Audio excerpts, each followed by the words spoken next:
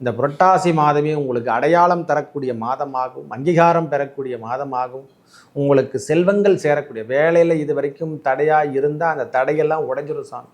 உங்களுக்கான யுத்தி என்று சொல்கிற மாதிரி அந்த புதனே உங்களுக்கு 2ஆம் அதிபதியாக வரார். கடன்லாம் கட்டுக்குள்ளே வந்துடும், நோயெல்லாம் கட்டுக்குள்ளே வந்துடும். ஐயா, இந்த மாதம் முழுவதும் அந்த கோவிந்தன் நாமத்தை சொல்லி வாருங்கள். புரட்டாசி மாதத்தில் சனிக்கிழமை தோறும் உங்களுக்கு விரதம் இருங்க. மற்ற 30 நாளும் 31 நாட்களும் விரதம் இருக்கணும்னு அவசியம் இல்லை. கண்டிப்பாக எல்லாரிடத்துலையும் நான் சொல்லக்கூடிய பரிகாரமே, கோயிலுக்கு போகிறது தான் பரிகாரமே. அங்கு செல்லும் பொழுதெல்லாம் சில விஷயங்கள் நல்லது நடக்கணுமா, கண்டிப்பாக நடக்கும். நம்மக்கிட்ட போனால் அது குறை தீருமா? இந்த பதிவினை காண இருப்பது என்னவென்றால், மாத ராசிபலன் வரிசையில் நாம் காண இருப்பது தமிழ் மாத ராசிபலனை பார்ப்போம். அதாவது புரட்டாசி மாத ராசிபலனை பார்ப்போம் வாருங்கள். உங்களை பொறுத்த வரைக்கும், சிம்மராசியை பொறுத்த வரைக்கும் உள்ளம் உயர்ந்து காணக்கூடிய மாதம் என்று கூட சொல்லலாம். ஒரே வார்த்தை சொல்லப்போனால், உங்கள் உள்ளத்தில் ஏற்பட்டு வந்த பிரச்சனையாகட்டும், மனப்பிரச்சனை, வேதனை என்று சொல்கிறோம் இல்லையா, இந்த சனி பகவானுடைய தொந்தரவு அது எல்லாருக்கும் பொருந்தும். ஏன்னா பகவானுடைய தன்மை சொல்லாமல் யார் நேரடியாக நம்ம ராசியை பார்க்குறாங்களோ அவங்களுடைய தாக்கத்தை நாம் அனுபவித்து கொண்டிருக்கிறோம். ஒவ்வொரு முறையும் மாதங்கள் கிடக்கும் பொழுதெல்லாம் எதனா ஒரு நல்லது நம்மளுக்கு நடக்காதா என்ற எண்ணங்கள் நம்மளுக்கு உருவாகும். இந்த கிரகங்கள் நம்மளுக்கு கொடுக்காதா, அடுத்ததாக வருகின்ற கிரகங்கள் நம்மளுக்கு கொடுக்காது. இந்த முறை அனைத்தும் கொடுக்கின்ற செல்வ லக்ஷ்மி கடாட்சம் என்று சொல்கிற மாதிரி ஒரு மனிதனுக்கு லக்ஷ்மி கடாட்சம் யாரானா 2ஆம் இடம் என்று சொல்லக்கூடிய இடமும் அதுதான். 2 மனைவி ஸ்தானம் என்று சொல்கிறோம் இல்லை, ஸ்தானாதிபதி வலுப்பெறக்கூடிய காலமாகவும். ஏன்னா புதன் பகவான் அந்த இடத்துல உச்சம் பெறுவதும், சுக்கிர பகவான் அந்த இடத்தை விட்டு நடந்து 3ஆம் இடத்துக்கு செல்வதும் அதே நாட்களில் நடக்குது.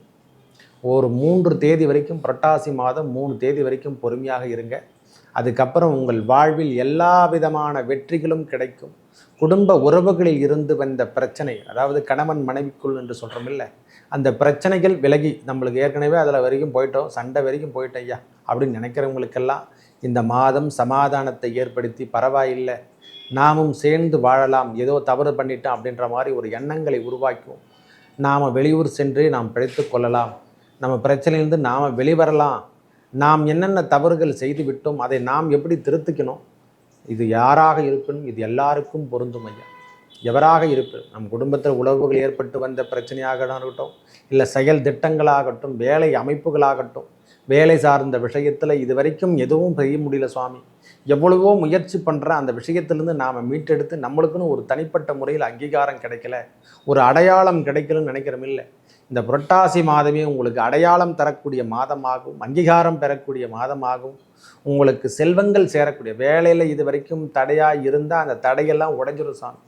உங்களுக்கான யுத்தி என்று சொல்கிற மாதிரி அந்த புதனே உங்களுக்கு 2ஆம் அதிபதியாக வரார்.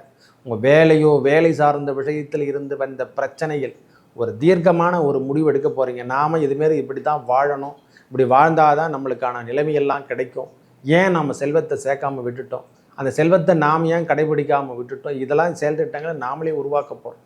எண்ணங்களும் செயலும் இனிமேல் ஒன்றுபட்டு வாழ போகிறோம். ஏன்னா சூரிய பகவானும் அந்த 2ஆம் இடத்தில் தான் இருப்பார். 2க்கு 2 என்று சொல்கிற மாதிரி செல்வத்தை நாம் தேடக்கூடிய காலமாகவும், செல்வம் நம்மளை தேடி வரக்கூடிய காலமாகவும். ஏன்னா 2ஆம் அதிபதி உச்சம் பெற்று சூரியனோட சம்பந்தப்படுவது என்பது பெரிய விஷயம். எல்லாருக்கும் எல்லா நேரமும் எல்லாத்தையும் அமையாது சுவாமி. ஏன்னா ஒரு குறிப்பிட்ட நாட்களில் ஜாக்பாட் என்று சொல்கிற மாதிரி ஒருத்தனுக்கு லக்ஷ்மி கடாட்சம் இல்லை, என்ன சொல்ல, லாட்டரி யோகம்லாம் சொல்கிறாங்களே, புதையல் கிடைக்குதுன்னு, எல்லாமே புதையல் தான். ஒரு மனுஷனுடைய முயற்சி, அவனுடைய வெற்றி, அந்த நேரத்தில் எனக்கு அது வேலை செய்யாமல் போயிடுச்சுப்பான்னு சொல்கிறான் பார்த்தீங்களா, அதுவே புதையல் தான். நாம் அந்த புதையலை நாம் மிஸ் பண்ணிட்டோன்னு அர்த்தம். ஏன்னா அந்த நேரத்தில் அந்த சொல்ல வேண்டிய கருத்துக்களை நாம் உண்மையாக உரைக்க வேணும். இந்த காலம் உகந்த காலம் என்று சொன்னால் கண்டிப்பாக உகந்த காலமாக இருக்க போகுது. உங்களுக்கான அமைப்புகள் ஏதாவது எது தொட்டாலும் இனிமேல் தொடங்கும் சுவாமி. உங்கள் கேள்விக்கான நேரம் என்று சொன்னால் இனிமேல் பதில் கொடுக்கின்றால் எதிரில் இருக்கிறவங்க நல்லா பதில் கொடுக்க போகிறாங்க. உங்கள் அமைப்பு எல்லாம் வேலையோ வேலை சார்ந்த விஷயத்தில் இருந்து வந்த பிரச்சனை விலகும். இன்னும் இதை விட பிரம்மாண்டத்தை நீங்கள் உருவாக்கக்கூடிய காலமாகவும், எல்லாத்துலேயும் நீங்கள் மீட்டெடுக்கக்கூடிய காலம். கடன் சார்ந்த விஷயத்தில் சற்று கவனத்தை எடுத்துக்கொள்ளுங்கள். நான் வானானே சொல்லலை, மற்ற விஷயத்தில் இருந்து வந்த தொய்வான நிலைமை எதுவாக இருப்பினும் கடன்லாம் கட்டுக்குள்ளே வந்துடும், நோயெல்லாம் கட்டுக்குள்ளே வந்துடும் ஐயா. இந்த மாதம் முழுவதும் அந்த கோவிந்தன் நாமத்தை சொல்லி வாருங்கள். புரட்டாசி மாதத்தில் சனிக்கிழமை தோறும் உங்களுக்கு விரதம் இருங்க. மற்ற 30 நாளும் 31 நாட்களும் விரதம் இருக்கணும்னு அவசியம் இல்லை. சனிக்கிழமை தோறும் இறைவனுடைய நாமத்தை சொல்லி அந்த கோவிந்தா சீனிவாசா, கோவிந்தா நாராயணா, லக்ஷ்மி நாராயணா, வேறு எந்த ஒரு பெரிய மந்திரமெல்லாம் நீங்கள் சொல்லணும் கூட அவசியமே இல்லை. இறைவன் நாமம் ஒருவர் போதும். ஆலயத்துக்கு சென்று வாங்க, புனித நீராடுங்க, இறைவனுடைய காவிரி ஆற்றில் ரங்கநாத பெருமானை தழுவலாம், அவரை போய் தரிசித்துட்டு வரலாம். நம்மளுக்கு இந்த வாய்ப்பெல்லாம் சில நேரங்களில் கிடைக்கும். அந்த காலத்தை ஒதுக்கி வச்சுருக்கான். அந்த ஸ்ரீரங்கத்துக்கு சென்று வர மெயினான விஷயம், அந்த சிம்மராசிக்காரங்க அனைவருக்குமே இது ஒரு உகந்த காலம் என்று எடுத்துக்கோங்க. நம்மளுக்கு ஏற்கனவே கண்டகச்சனி நடைபெற்று கொண்டிருக்குது அல்லவா? இந்த மாதத்தில், புரட்டாசி மாதத்தில் இந்த வீடியோஸ் பார்க்குறவங்களுக்கும் சரி, பார்த்துட்டு மற்றவங்களுக்கு சொல்கிறவங்களும் சரி, ரங்கநாத பெருமானையும் ரங்கநாயகியும், அதுவும் இல்லாமல் அங்கே வீட்டிற்கும் அந்த ராமானுஜருடைய பூத உடலையும் நீங்கள் பார்த்து விட்டு வரும்பொழுது, தரிசிக்கும் பொழுதெல்லாம் உங்கள் வாழ்வில் ஏற்பட்ட துன்பங்கள் விலகுவதை, காவிரி ஆற்றுல ஒரு குளியலை போடுங்க. இறைவனை நினைச்சு, ஐயா என்னை பிடிச்சிருந்த பிரச்சனைகள்லாம் விலக வேண்டும் என்று ஒரு குளியலை போட்டுட்டு அந்த கோவிந்த நாமத்தை சொல்லி, ரங்கநாதா என்னை காப்பாற்றுப்பான்னு ஒரு உருமனதோடு நீங்கள் சென்று வரும் பொழுதெல்லாம் உங்கள் வாழ்வில் ஏற்பட்ட துன்பங்கள் விலகுவதை கண்கூடாக பார்க்கலாம். இந்த மாதமே ஒரு விடியா மாதம் என்று சொல்கிற மாதிரி உங்கள் வாழ்வில் விடியலை ஏற்படுத்தக்கூடிய மாதமாக அமையப்பெறும். அந்த கோவிந்த நாமத்தை எடுத்துக்கங்க. இதுவரைக்கும் முயற்சிகளில் ஏற்பட்டு வந்த பிரச்சனைகள் எதுவும் எதனா ஒரு காரிய தடை இருந்து கொண்டே இருக்குது சுவாமி. எதனா ஒரு பிரச்சனை, எதனா ஒரு வீட்டில் ஒரு ப்ராப்ளம், நம்ம வீட்டில் குழந்தைகளுக்கோ, வீட்டில் இருக்கிறவங்களுக்கோ, நம்ம மனைவிக்கோ எதனா ஒரு ப்ராப்ளம் நாம் சந்தித்து கொண்டே இருக்கிறோம். இந்த சூழ்நிலைலாம் எப்போ தான் சுவாமி மாறும்னா, இந்த மாதம் ஓரளவுக்கு அதுவெல்லாம் கட்டுக்குள்ளே வரும் சுவாமி. பிள்ளைகளால் ஏற்பட்டு வந்த பிரச்சனை, அவங்க கல்வியால் ஏற்பட்டு வந்த பிரச்சனை, ஆரம்ப நிலை கல்வியாகட்டும், நாம் படிக்கின்ற கல்விகளாகட்டும், அதில் ஏற்பட்டு வந்த பிரச்சனையெல்லாம் கண்கூடாக விலகுவதை நீங்கள் பார்க்கலாம். உடல் நலத்தில் சற்று கொஞ்சம் அக்கறையை மட்டும் எடுத்துக்கங்க. இந்த வாக்கிங் போகிறதெல்லாம், இந்த மாதிரி இறைவன் நாமத்தை சொல்லி வாக்கிங் போகிறதெல்லாம், ஒவ்வொரு அடியும் வைக்கும் பொழுதெல்லாம் நாமத்தை சொல்லணும். கோவிந்த நாமமே குறைதீரும் நாமம் என்று, கோவிந்தா நாராயணா அப்படின்னு சொல்லி வாருங்க. இந்த மாதம் அதுக்கான மாதமாகிடும். ஏன்னா சொல்லும் பொழுதே பரிகாரத்தையும் சேர்த்து சொல்கிறதுக்கான காலம்தான். இதை சொல்கிறதுக்கு வேறு ஒன்றுமே இல்லை. அதுக்கு முன்னே எல்லாரும் நடைபாதையாக சென்றாங்க, இப்போ காரில் போகிறாங்க வராங்க. ஏன்னா சுகர் பிபிலாம் வர்றதுக்கான காரணம் நாம் நடைபயிற்சி மேற்கொள்ளாதால் தான். இந்த பிரச்சனையை தீர்க்க வேண்டுமென்றால் இறைவன் ஆலயத்துக்கு சென்று அங்கு ஓர் இரவு ஓர் பகல் இதை தங்கும் பொழுதெல்லாம் நம்மளுக்கு கிடைக்கக்கூடிய புரோட்டோன், அந்த இறைவனுடைய சன்னிதானத்தில் கிடைக்கக்கூடிய புரோட்டோன் அலைகள் நம்ம மேலே விடும். அப்போ தான் நம்மளுடைய இருக்கக்கூடிய நெகட்டிவ் திங்ஸ்லாம் வெளியே போகும் சாமி. கண்டிப்பாக எல்லார் இடத்துலையும் நான் சொல்லக்கூடிய பரிகாரமே, கோயிலுக்கு போகிறது தான் பரிகாரமே. அங்கு செல்லும் பொழுதெல்லாம் சில விஷயங்கள் நல்லது நடக்கணுமா, கண்டிப்பாக நடக்கும். நம்மக்கிட்ட போனால் அது குறை தீருமா? திருப்பதி சென்றால் திருப்பம் வரும்னா கண்டிப்பாக வரும். எப்படி வரும்? அங்கே சென்று ஒரு மணி நேரம், அதாவது 24 ஹவர்ஸ் நம்ம இருக்கிற மாதிரி ஃபாலோ பண்ணிக்கணும். கோயில் சன்னிதானத்தில் அந்த இடத்துல இருந்தாவே போதுமானது. அதிலிருந்து விடுபடக்கூடிய நம்மளுக்கு எல்லாமும் இந்த புரோட்டோன் அலைகள்லாம் சயின்ஸ் ரீதியாக சொல்லணும், ஒரு புரோட்டோன் அலைகள் அது நம்ம உடம்பு மேலே விழும்போதெல்லாம் நம்மளுடைய தீவினைகள் அனைத்தும் விலகுவதை, அதாவது நம்மளுக்கு இது வரைக்கும் தன்னம்பிக்கை இல்லாமல் வாழ்ந்தவங்க கூட தன்னம்பிக்கை பெறக்கூடிய காலமாக வந்துடும். ஏன் அந்த மாதத்துக்கு ஒதுக்கி வச்சுருக்காங்க? புரட்டாசி மாதத்தில் கோவிந்த நாமத்தை சொல்லி போகணும்னா இந்த கிளைமேட்லாம் மாறக்கூடிய காலம்.